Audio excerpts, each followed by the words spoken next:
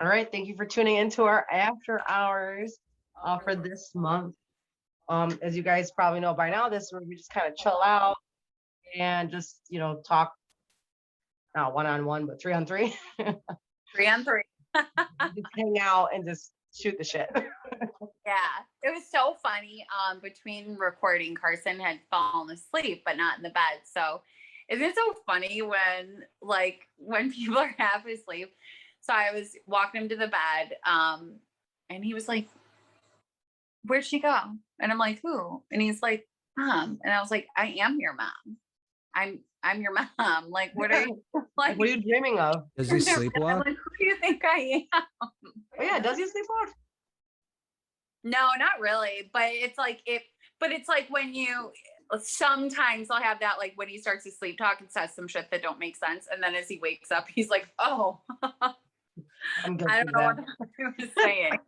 I used to take a little bit of melatonin and I stopped using it because it would make my sleep like really weird. Like lucid dreaming or something? Like way too intensive dreaming. I can dream That's fine weird. on my own, but I would also sleepwalk on the melatonin. Really? Like, I would wake up and just stand there. It was weird. I had quite a few people tell me that melatonin doesn't even work for them. They're like, I doesn't do take nothing. 3 milligrams of affects people melatonin and I'm different. on melatonin. What'd you say? I take 3 milligrams of melatonin and I'm on melatonin. In the street, they call it melon. They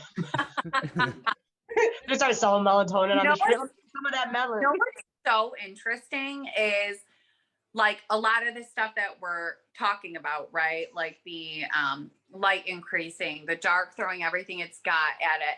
And you're saying it's a war, right? Maybe we're not like on a battlefield, but we essentially, us being in a human body, we are essentially like the soldiers on the ground doing that hard work.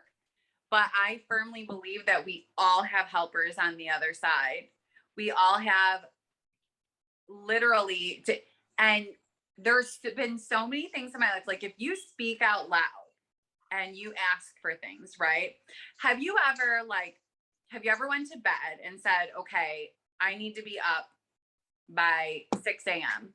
Wake me up at 6 a.m. and you wake up at 6 a.m. Oh yeah. Typically don't. I hardly need to use an alarm clock. I just have like an internal one that like my body almost has like a panic attack. Like I gotta get up. I gotta get. Whoever woken up like at a different time, right? Like I used to struggle getting up by a certain time. Like my body will remember and wake up the same time. So if I've been sleeping till 7:30, really difficult for me to get up to my alarm before 7:30, unless I verbally say it before I go to sleep. Okay, I need to be up by this time, and then it's like I wake up before any alarm goes off. You got a lot of people that just sleep right through everything and wake up and they miss like a whole something.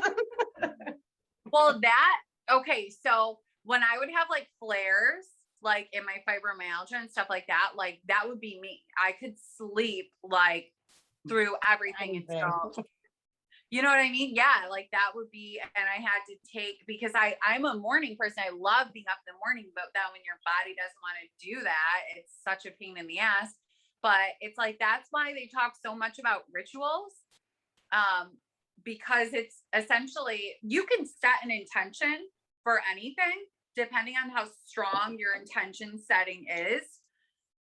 But people do rituals because, like, I firmly believe it helps strengthen your intention and for you to actually believe what you're doing or what you're asking for, right? Or that you're, a lot of people don't realize, like, when people talk about rituals, they only think like, like church things and things like that. But a ritual can be anything. Brushing your teeth every day is a ritual. You know what I mean? Like, literally taking a shower every day is a ritual. Like, people don't understand, like, everybody has rituals. It's just sometimes some people have other rituals that other people don't do.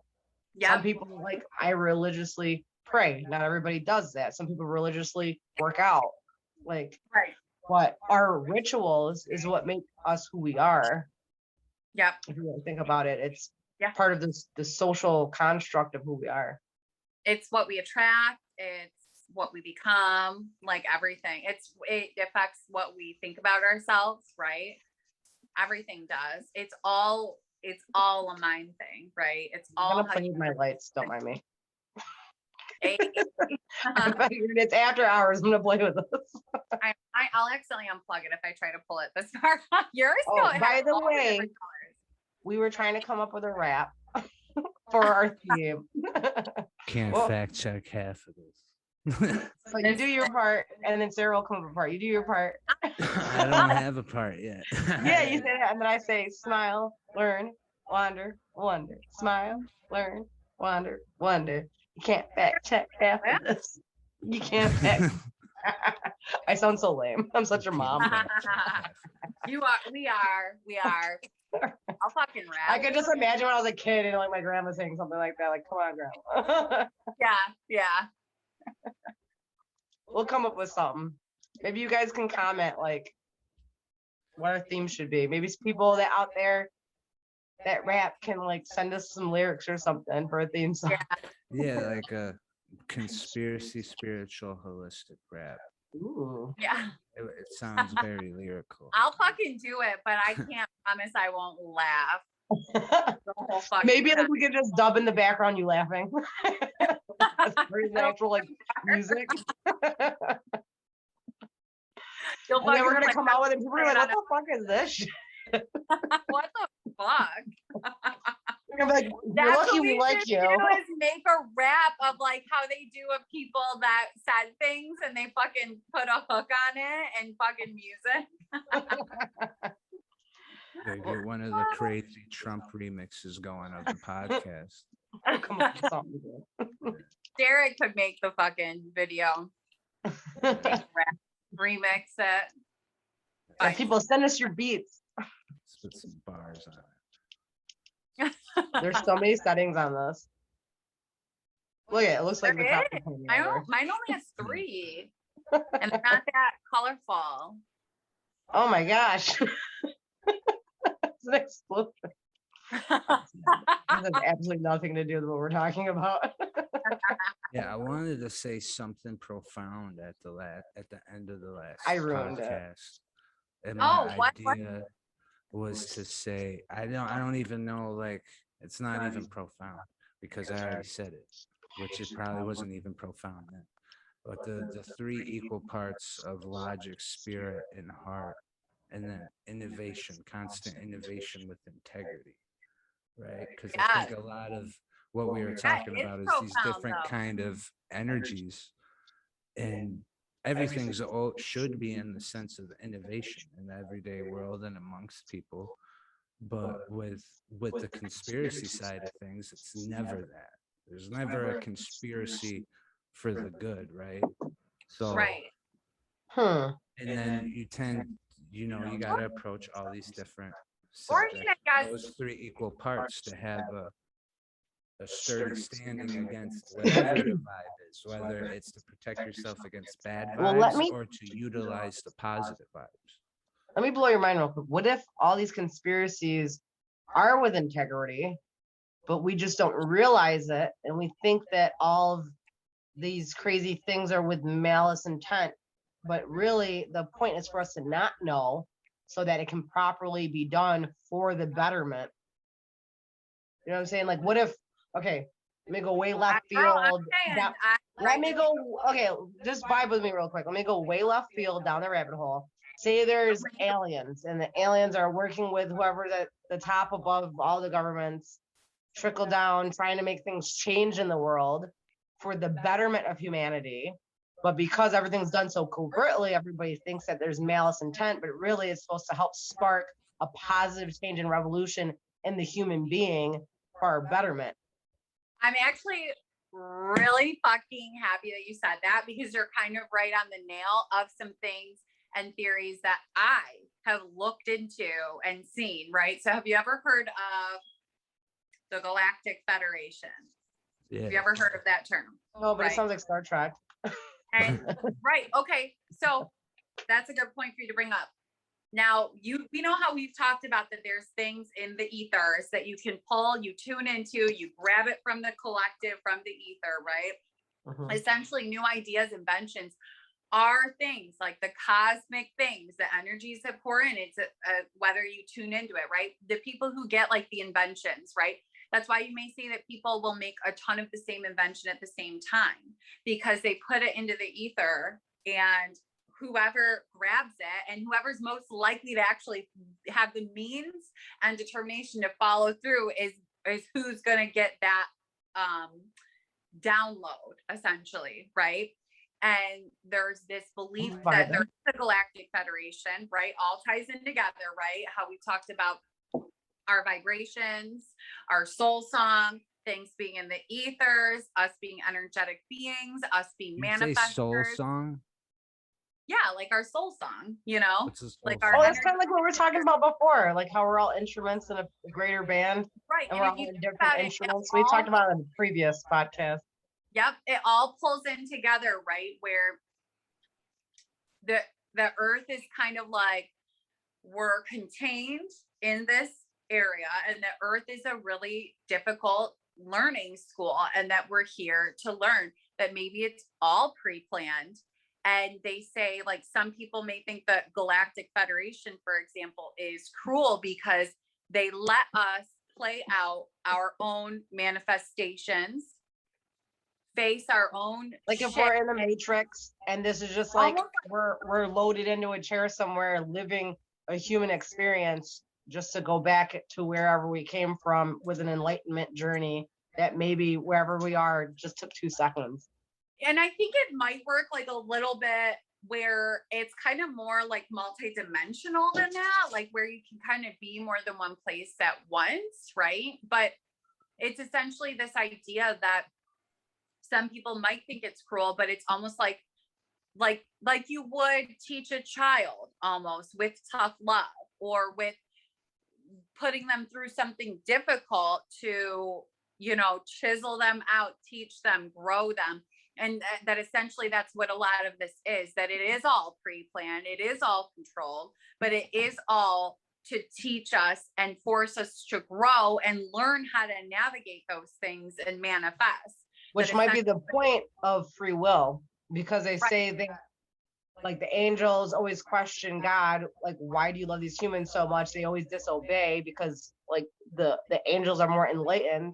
But the fact that we have free will to make the decisions, to have the choice to make the wrong decisions, to learn a lesson, is what makes us that more, like, you know, priceless, you know? Yeah. And that essentially there's this idea too that God, we're all a spark of God.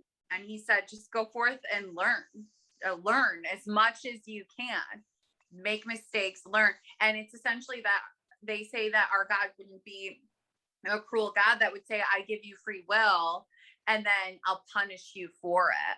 But they say a lot of the times it's our own soul that judges ourselves in the afterlife, because we're from that enlightened state, and we say, okay, I'm going to go back and I'm going to try that again, or I'm going to do this again.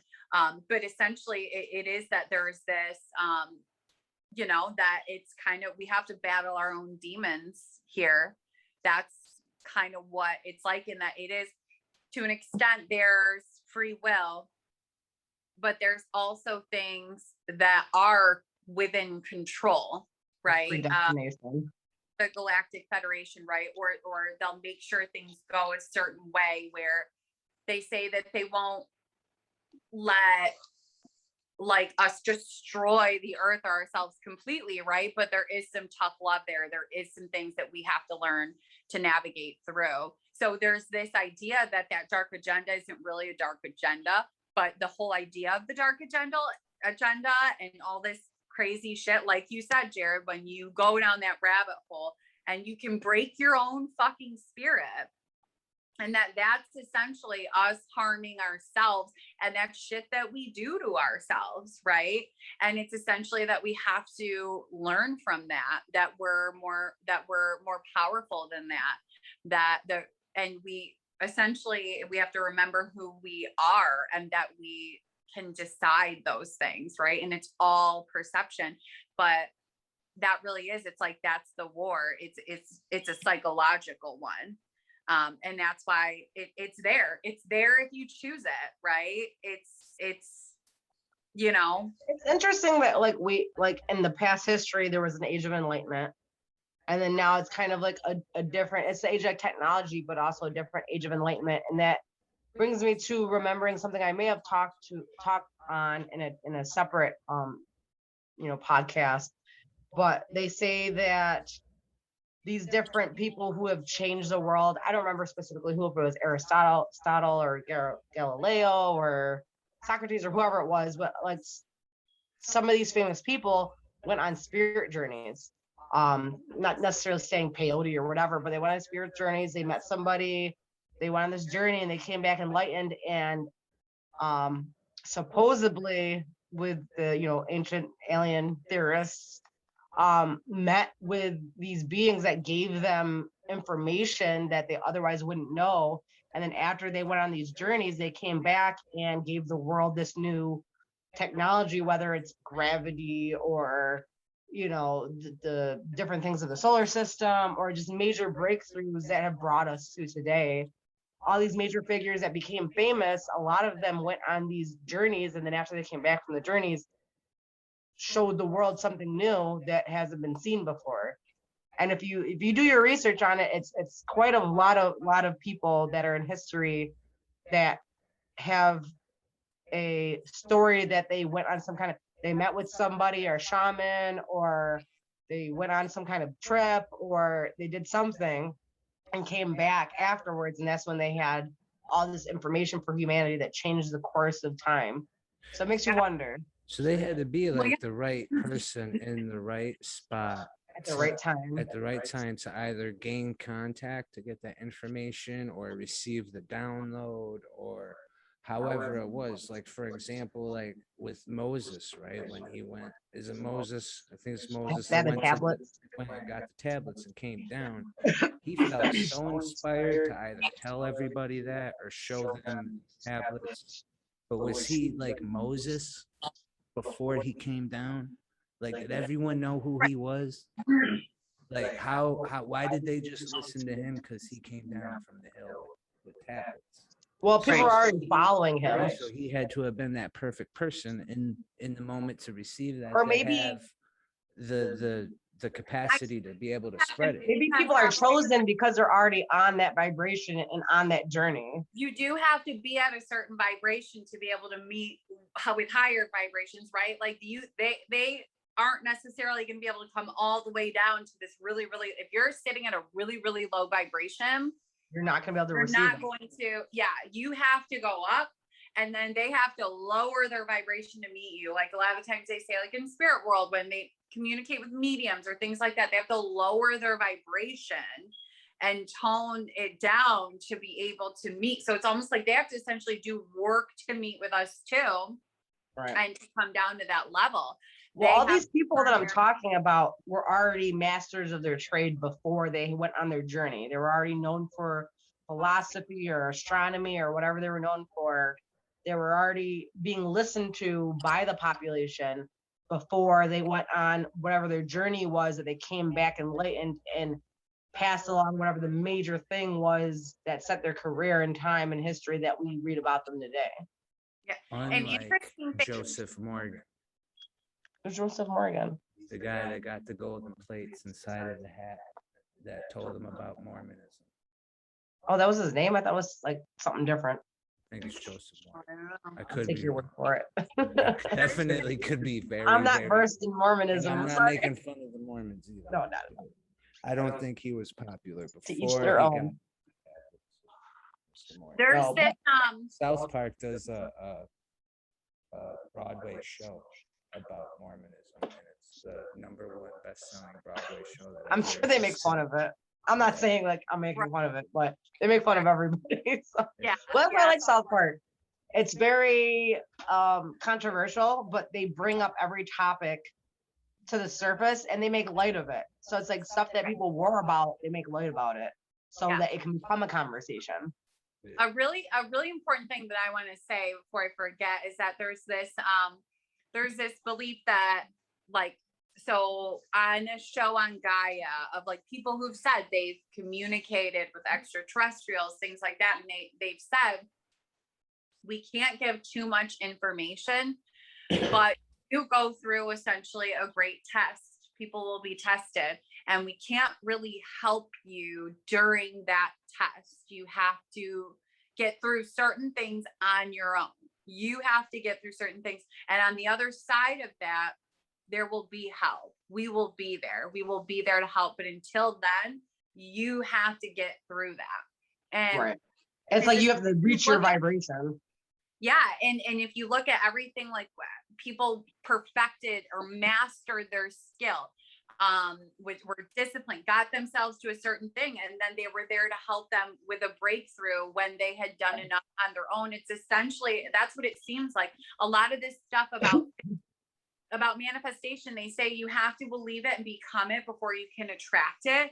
You have to believe you're worthy. It's essentially like it all kind of points to the same thing, that we all have to get to a certain point on our own. We have to make decisions. We have to do the work. We have to decide. We have to know that we're worthy. We have to forgive people. There's these certain things that we have to choose. And then there's that help, right? We receive this help on the other side of that. But life does essentially test you, and then you grow, and then you receive help. And have you ever noticed, like in your life, you might go through something really, really difficult, and all these things are thrown at you. And then when you just fucking decide that it comes easy, forgiven. Yeah. All is forgiven. I want to be happy. I let go of that. I have gratitude, right? You choose to heal, and you really believe it. You feel it deep inside, and you forgive everything that's happened, right? And you know that you want to be happy, and you just accept it. And it's almost like you let it happen, and the good things will start to come. The help starts to come. What's like the basics? You can let negative things tell your story, or you can make those negative things part of your success story. Like you look at all these famous people. You hear all these famous people talk about when they were musicians, traveling, doing like small town bars, people booing them, all these negative things that they just stopped right then. You would have never known about them. So they have to fight through the adversity, make it part of their story and their journey, use it to strengthen them, and then you end up hearing about them because they have that breakthrough that you're talking about that brings them to that next level. You gotta, it's like they say, you gotta work for it. You gotta work for it. Yeah. And it's really a matter of choosing. Essentially, you have to choose, you have to decide that this is that, I choose happiness. I choose the highest good for everyone, right? You can't sit there and wish something bad on someone you don't like and then expect that you're going to reap all these rewards, right? And one of the biggest things I've always known about myself that kind of helps me always like get back in touch with myself, know who I am, is that truly one of like my deepest things, like that is deepest to my heart, is that I don't want people to suffer. Even people I hate, if I see them suffer, it hurts my heart so bad. And I literally, it's like when I set intentions, it's literally, I want everyone to be safe. I want everyone to be okay, right? I don't wish bad on anyone. I'm not really capable of it. It's such a heavy weight and such a heavy guilt and that's kind of what the ultimate compassion, I feel like that's what's helped me understand, because we hear all these words like peace, compassion, forgiveness, but do you really know what they mean? Do you really understand them on a feeling, experiencing level, what it feels like to truly have compassion? So for me, it's like, that was how I kind of came to understand compassion. What compassion really means is that if you truly wouldn't want to suffer from something, you don't want anyone to go through it. You know what I mean? Like you don't want to sit there and think that, oh, I'm going to make the right decisions because I'm going to go to heaven and everyone else is going to go to hell. Who the fuck? That's funny that you talked about that, because literally just in church this past Sunday, that's what the topic was on, is doing things in secret that are good, not for fanfare.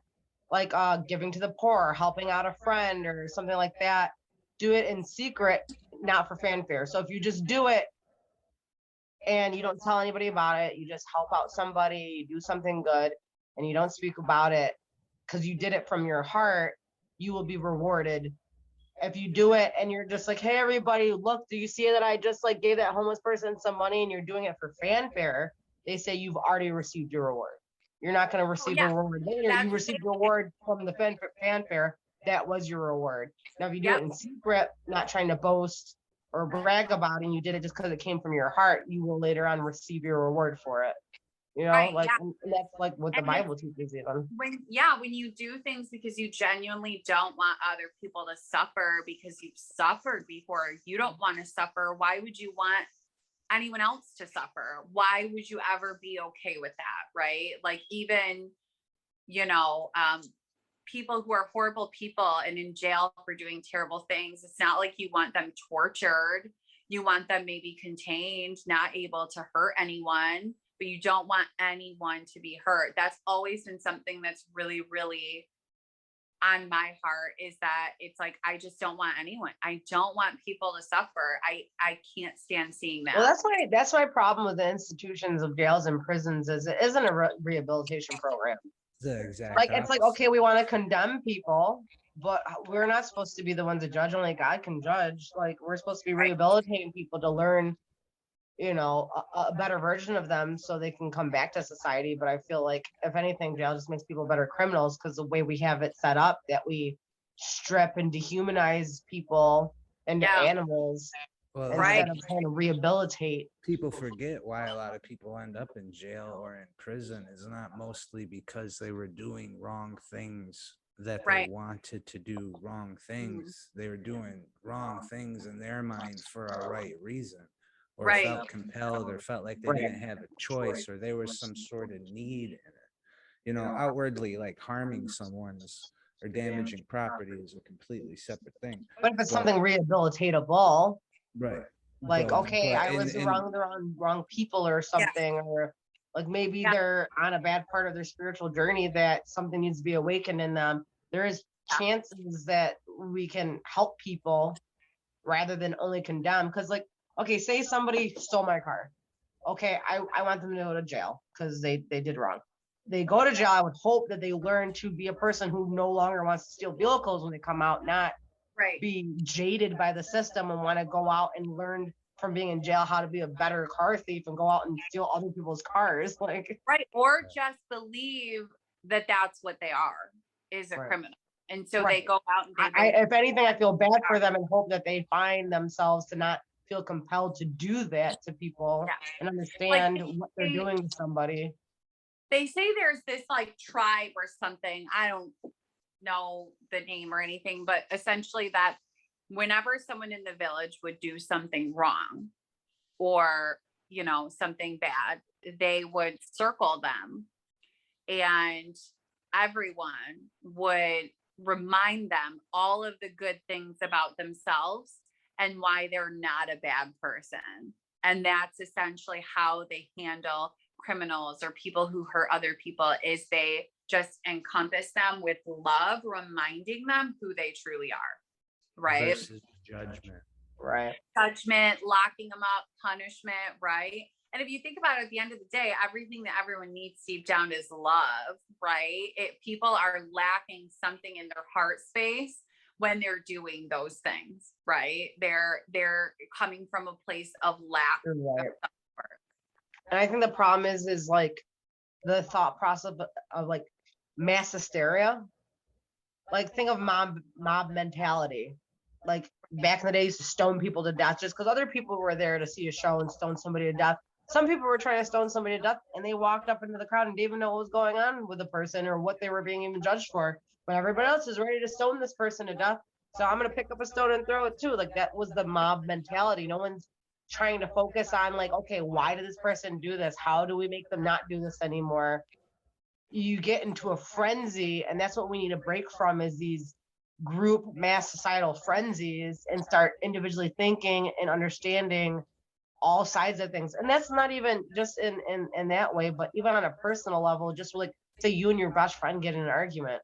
how do you still stay friends? You sit and put yourself in your friend's shoes and understand where they're coming from. And you take that time for your best friend. Why can't you take that time for a stranger to understand their thought process and what they might be going through, or getting to know who they are as a person before you pass that judgment?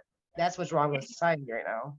Yeah. And it's really because it's like back in the day, if that was a normal thing, you accept that as normal, right? But that brings me to the thing that I was talking about, how things will be in the ether. And there are these cosmic waves. Like if you think about it, all this change that's been coming about and all this awakening coincides with the planetary changes that bring in the cosmic energies that are facilitating this change. So like, have you ever, one thing I've always noticed about myself is that as the times change, these are things that even before I see them outwardly, you start to feel or think in a different way. And then you also tend to see that happening in the world in general, right? Like I used to not really think about religion a lot. I just thought it seemed a little bit doomsy, bleak, things like that. And then it's like, there are things that like would come into my knowledge or my belief system that just kind of showed up, right? That it almost feels like it's a download, or it's something that woke up in you that was like, hey, wait a second. And then I remember this one day before I ever started really becoming more spiritual, is that this one day it all of a sudden, and you know how I told you there's like times where you'll randomly just fucking know something all of a sudden and you don't know how. And there was this one day where I was like, it just came into my mind. I was like, it's not God versus science. It's God is science.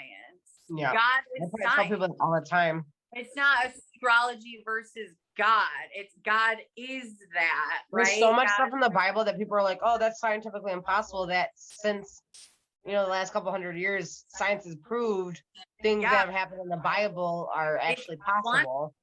God is quantum. We are quantum beings. We just don't understand enough. That's all it is. We just have no fucking idea. But then it's like, interestingly enough, when these belief changes started happening in me, where I started thinking more about those things, right? And just sort of waking up to that kind of thing, that more, that different side of things, going down those rabbit holes, that curiosity, that started happening in the world too at the same time. Did you notice that? Did you ever notice that? Like everyone starts to wake up. This is what has become what is normal, right? And it's just so interesting, right? That there's this two sides of the coin, of the bad and the good. And they essentially say like this, it's really about coming into balance, right? There's polarity, right? And that's really 3D. And the more high vibrational stuff is that there isn't necessarily good or bad, right? It's like the yin and yang, right? We just have different sides, masculine and feminine. And they say without dark there can't be light. Without light you don't even know what dark is. Like it's an understanding and a balance. Exactly. Yeah, that's why it's Libras. Right. Yeah. There's the scales. Devil's advocate. What they say, there's a black and white, yin and yang, dark and light, right and wrong. I don't want to say masculine, feminine, like one is wrong or the other, but it's just these polarizing two opposite sides of something that essentially are eventually come into balance. And they say that's really a lot of what's happening on the earth right now, right? Is that the divine feminine has been really wounded, really low. We're all so much in our masculine, right?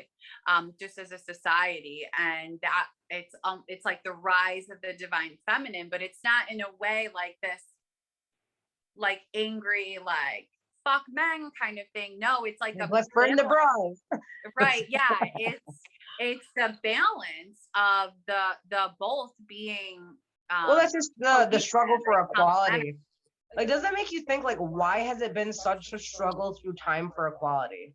Why is there always a power struggle? Why is someone always needing to be above somebody? Above someone, right? Yeah. And it starts with the individual in their mind. Why do we have the urge? Like even as children, like there's always a bully on the playground. Like why is there this urge for power and being above somebody else? Yeah. What in the human structure makes us strive for that?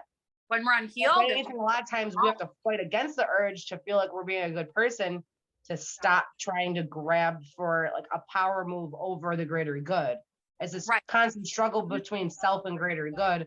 And that's when the conversation of sacrifice comes in. And every sacrifice is in different ways, whether you're sacrifice being a mother, sacrificing your body to be a mother, or sacrificing like someone quitting a job because they know that their job's being unethical, or whatever the reason is the more you start to see sacrifice being a common thing, an acceptable thing, I think that's what is going to humble us as a species, is a race to a higher vibration. And I think it is starting to happen, but I think if people are understanding that that's what it is that's going to make this shift, that, you know, because like there's right and wrong, but sometimes wrong is like glorified. Right.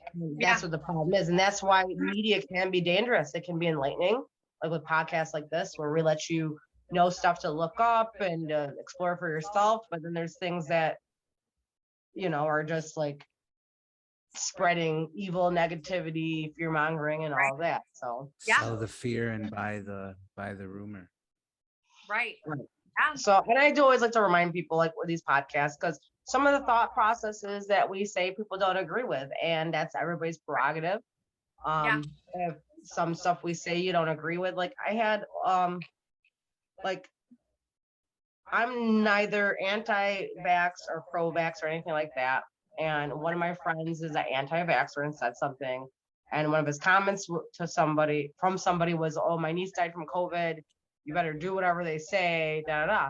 And that's somebody coming from an emotional point of view, which is understandable. It's not like this hasn't killed anybody. It's not like it isn't something that's happening. Right. Oh. So it's like, I don't want to be insensitive to anybody. You know, if you feel that this is something that needs to happen and everybody else is just crazy and just get the vax and shut up, and if everyone gets it, we'll all swing through this fine. I understand that that's how people feel, and you know, more power to you. You made up your mind on something. All we ask is for you to explore and think and be open. Yeah, exactly. Yeah, and it's understanding that people are different. People are coming from different experiences. It's like when people ask, "Who are you?" And it's like, well, I'm you in a different series of events. Right. Because we all come from a greater collective. Coming from a different experience. And that's all it is. We are the same. We are all of the same, but we are what we would be having gone through the experiences that we went through. And that's why we're different, but we're all the same consciousness deep down. And that's where that compassion comes in, where honor that someone's on their journey, where they are on their journey, going through what they're meant to go through. They've had the experience that they've had to make them feel that way.